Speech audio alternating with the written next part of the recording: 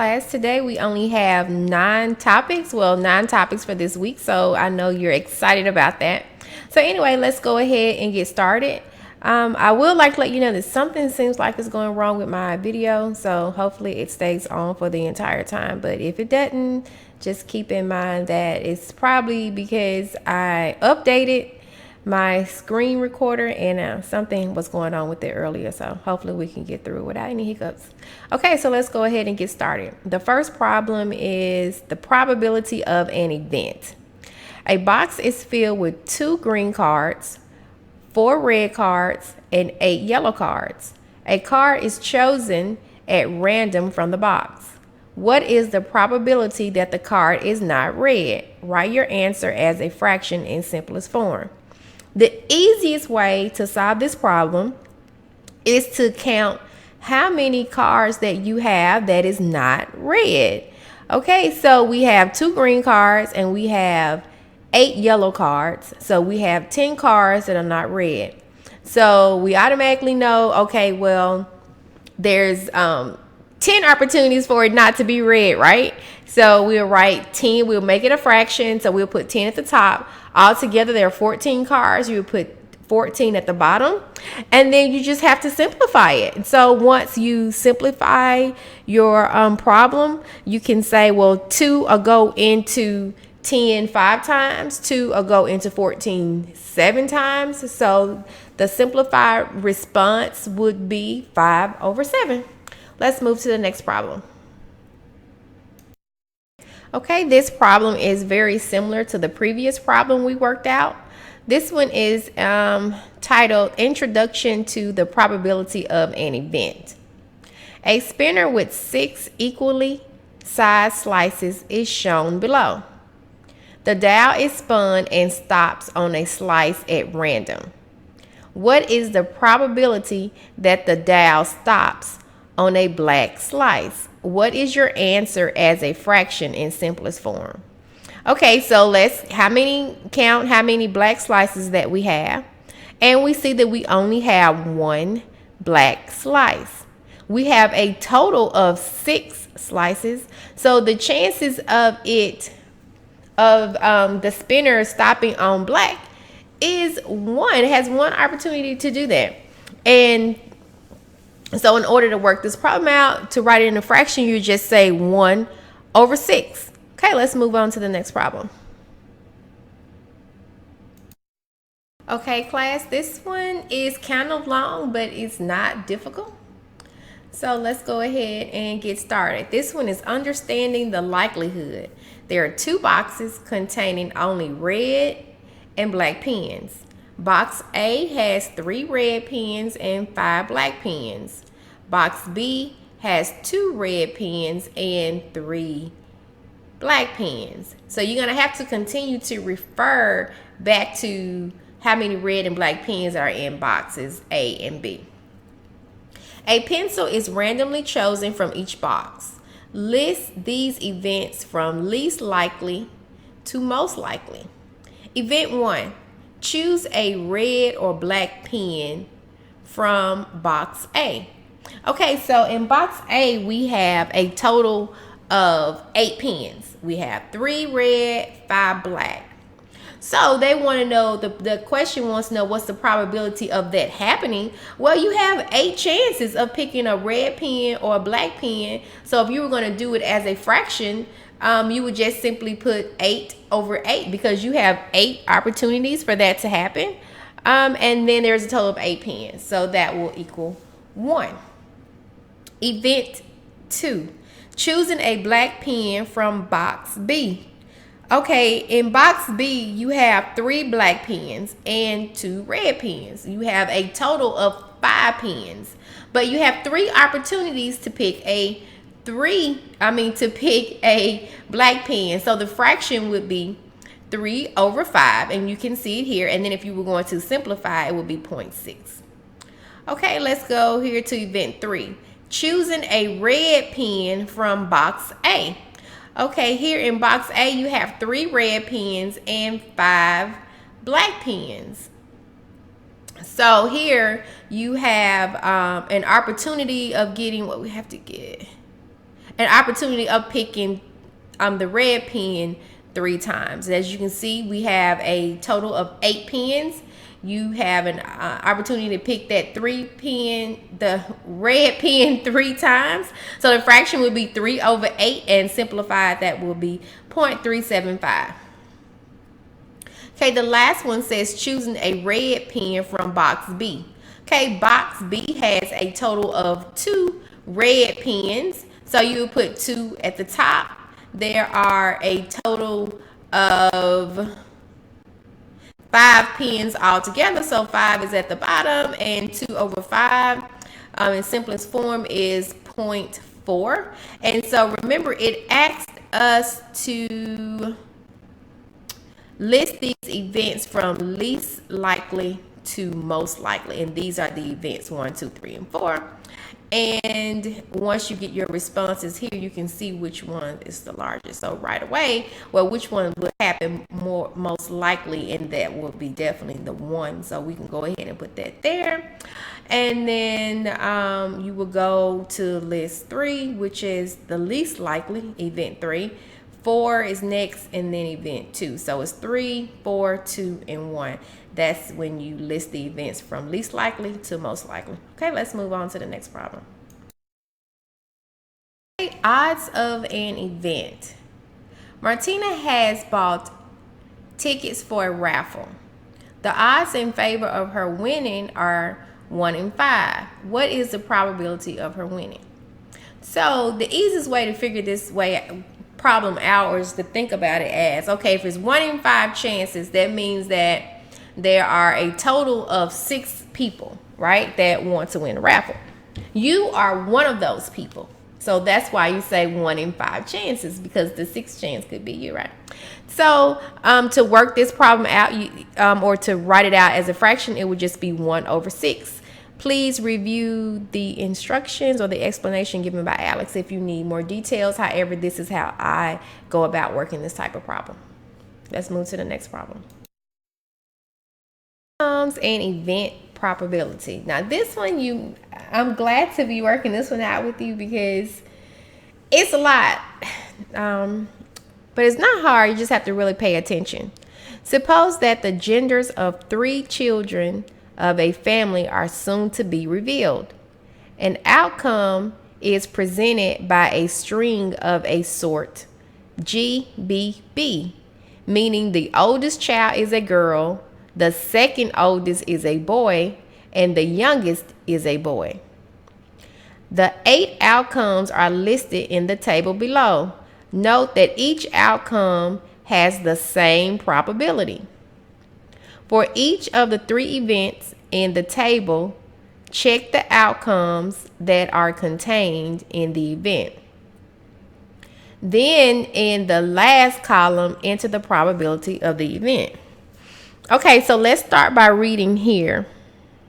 Remember, it says GBB. That's what we're going to be looking for. The oldest child is a girl, the second oldest is a boy, and the youngest is a boy. Okay, so here, a girl on the first birth or the second birth. So we're only looking for the letter G. That's going to be for the first birth or the second birth. So that will either be G will be the first letter or the second letter in the combination of the GBB. Okay, so let's look here. So we have a girl here in the first birth. So this could be 1. We have a girl here in the first and the second birth. Because see here, it says in the second birth. So then we have, here is not a girl in the first or second birth. But we have a girl here in the first birth. No girls here at all. We have a girl here in the first and the second birth. We have a girl here in the second birth. And we have a girl there in the second birth. So we have a girl being born the first or second birth 6 times. So the probability will be 6 over 8. And we would simplify that and it would be 3 over 4. Okay, 2 will go into 6 3 times. 2 will go into 2 will go into 4. 2 will go into 8 4 times. Okay, let's move on to the next one. A boy on each of the first 2 births. Okay. So not a boy on the first two births here. Not a boy on the first two births there. There's a boy on the first two births here. Not here. Here again, two boys on the first two births. Not there, not there, not there. So we have the probability of this happening 2 times. So it'd be 2 over 8. 2, and simplify that, 2 will go into 1 times, 2 will go into 8 4 times. So the answer would be 1 over 8. Okay, let's look at the third one. A girl on the second birth. So let's see. It's not a girl on the second birth there. There's a girl here on the second birth. Not there. Not there. Not there. There's a girl here on the second birth. There's a girl there on the second birth and here on the second birth. So there's a total of 4 times that this could happen. So that the out probability is 4 over 8. Simplify that. 4 go into 4 1 times. 4 go into 8 2 times. So it'd be 1 over 2. So that is how you would work that problem out. Let's move to the next one. Experimental and theoretical probability. The spinner below shows 5 equally sized slices. Melissa spun the dial 500 times and got the following results. So we have gray, white, and black, and the number of spins that occurred out of the 5 times that it hit on gray, black, and white. So for gray, it hit 199 times. On white, it hit 196 times, and on the black, 105 times. Okay, A. From Melissa's results, compute the experimental probability of landing on gray. And that is 199 because she hit gray 199 times when spinning the spinner 500. So it would be 199 over 500, and you see that here. And you would simplify that and you would get 0.398. So make sure you have your calculators to work this problem out. Okay, assuming that the spinner is fair, compute the theoretical probability of landing on gray. So in this case, you just simply count how many slices you have, and we have 1 2 3 4 5, so we have 5 slices, and we have 2 opportunities to hit on gray, so that will be 2 over 5, and then you will make that into a decimal, and it will be 0.400. Okay, the next C, let's read what it says. Assuming that the spinner is fair, choose the statement below that is true. The smaller the number of spins, the greater the likelihood that the experimental probability will be close to the theoretical probability. Well, she spun it 500 times. To me, that's a lot. Okay, so I don't know if that one is true because she spent it 500 times.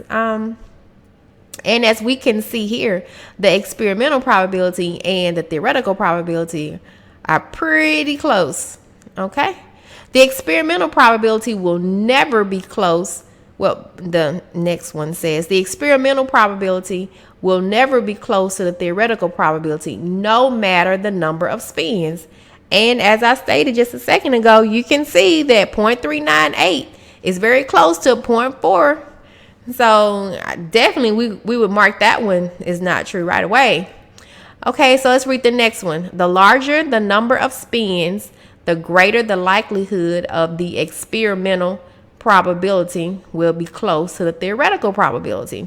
And so we see here, this is the experimental probability, which is 0.398, and the theoretical probability is 0.4, and they're pretty darn close. So I would say that the third option is true because she spun it 500 times, and as you can see, the theoretical and the experimental probability are pretty close. So I will say that one is true. Okay, let's move to the next problem. Introduction to expectation. Valentino's Pizzeria sells 4 types of pizza crust. Last week, the owner tracked the number sold of each type, and this is what she found. Thin crust she sold 292. For thick crust, 218. Stuffed crust, 154. And pan style, 198. Based on this information, of the next 4,000 pieces she sell, how many should she expect to be stuffed crust or thick crust? Round your answer to the nearest whole number. Do not round any intermediate calculations.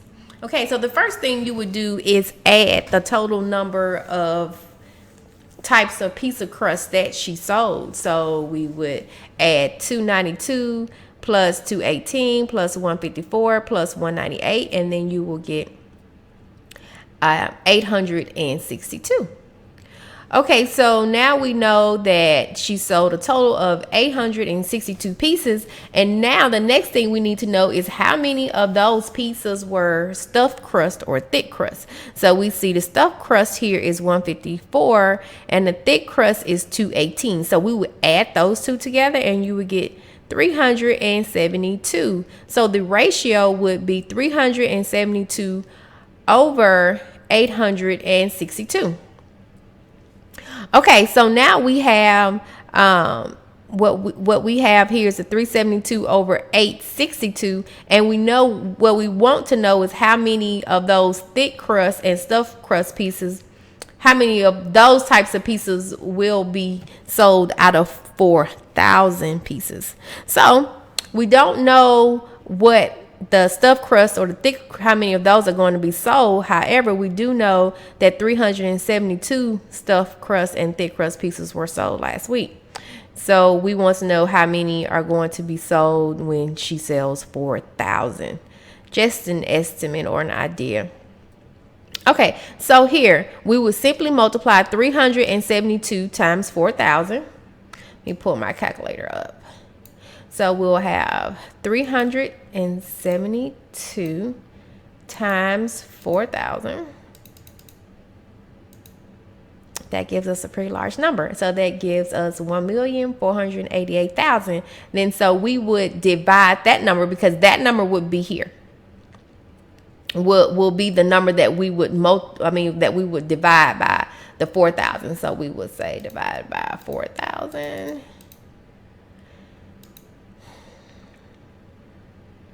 Wait, did I do something? That number looked wrong. Let me see. 372. Oh, I'm sorry. I was supposed to multiply 372 times 4,000. Times 4,000. And that, well, okay, that gives me that.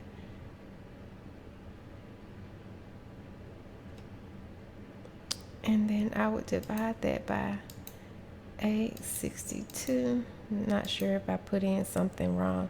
You know, I'm not sure what's going on with my calculator. Sometimes it will make sure I clear it out real good. Okay, so let me try now. 372 times 4,000.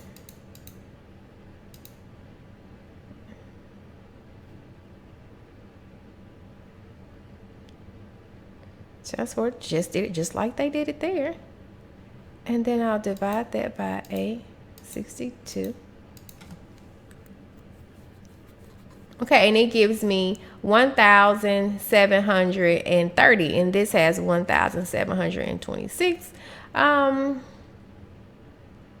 Not sure why it's off a little. Maybe it rounded it, but it shouldn't have done that. But anyway, you kind of get the gist of how to work this problem out. So you know that 372 pieces were sold from the thick crust and stuffed crust. You multiply that times 4,000, which is the number of pieces that they're going to sell. So what they're going to sell next. So you would multiply 372 times 4,000, then you would divide that by 862, and you should get 1,726. Okay, let's move to the next problem. The last problem, probability of independent events. A student ran out of time on a multiple choice exam and randomly guessed the answers for 2 problems. Each problem had 5 answer choices, A, B, C, D, and E, and only one correct answer. What is the probability that he answered both of the problems correctly? Write your answer as a fraction in simplest form. The student randomly guessed answers to the 2 problems. So the guess on the first problem is correct does not affect the event of the guess on the second problem. Keep in mind that both of these events are separate and one event does not affect the second event. Okay, so we know that the student has an opportunity of 1 in 5 chances of getting the first problem right and 1 in 5 chances of getting the second problem right. So because they cannot be, one event does not affect the second choice, right? So if you was taking a test, whatever answer you put for number 2 does not affect the answer that you put for number 3. The same as within this problem. So with the last 2 that he answered, he has an opportunity of 1 in 5 to get the answer correct. Okay, so here you can see that here. The number of ways the event can occur, 1. The number of possible outcomes, 5. This with the probability of the second guess, there's 1 event can occur, and he has 5 different outcomes for that happening. Okay, so here you see here 1 over 5 times 1 over 5. So 1 over 5 times 1 over 5, 1 times 1 equals 1. 5 times 5 equals 25. So your answer is 1 over 25. So 1 over 25 is the probability that the student will get both of the problems correct. Okay, here's the last problem. Probability of dependent events. A small class of 10 students, 5 of whom are girls and 5 of whom are boys. The teacher is going to choose 2 of the students at random. What is the probability of the first student chosen to be a boy and the second be a girl? Write the answer as a fraction in simplest forms. Whether the first student chosen is a boy affects the probability that the second student is chosen as a girl. These 2 events are dependent. Okay, so we automatically know we have 10 students and we have 5 boys. So there's 5 chances that it could be a boy, right? So 5 over 10 simplified, that will be 1 over 2. Okay, so now we have to decide how many, what's the probability of a girl being chosen for the second option of students. Okay, so now it's not going to be 10 students anymore because we've already picked 1, which was a boy. He's already been chosen. So that would leave us with a total 9 students instead of a total of 10 students. Okay, so but that still leaves us with 5 girls. So that the fraction would be 5 over 9. Okay, so now we have 1 over 2 times 5 over 9, and we just simply multiply. 1 times 5 equals 5, 2 times 9 equals 18, and there's nothing to simplify. That's it for today. Bye-bye.